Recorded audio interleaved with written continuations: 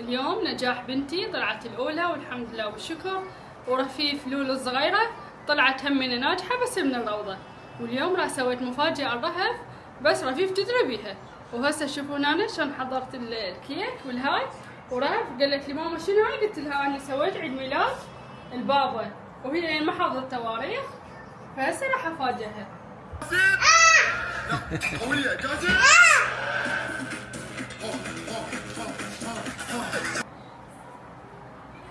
رهف اليوم شنو انا بدي اسوي؟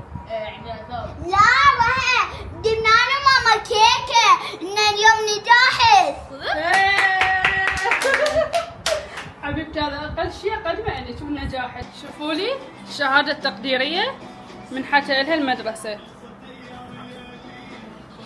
وهاي الشهاده مالتها الحمد لله والشكر من اول شهر الى نهايه السنه هي كلها عشرات، وهاي مالت رفيف.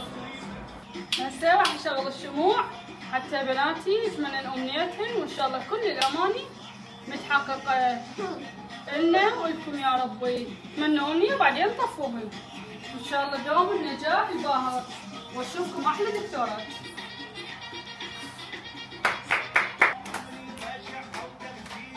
اي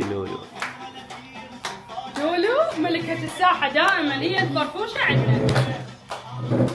الشهادة مالتها قلت لهم هاي مال الصف الثالث، فالعالم كلها تفاجئ صراحة، قالوا شلون يعني عمرها كبير وبنتك خشنة لو شنو يعني لو راسبة. لا حبايب اللي ما يعرف رهف احنا كنا عايشين بتركيا مدة 4 سنوات، هناك راحت نجحت من الثاني راحت للثالث الابتدائي، من رجعت لهنا ما عدلوا شهادتها. رهف هسه المفروض هي تروح للسادس ابتدائي. بس نقص الكيكه انا واختي رفيف.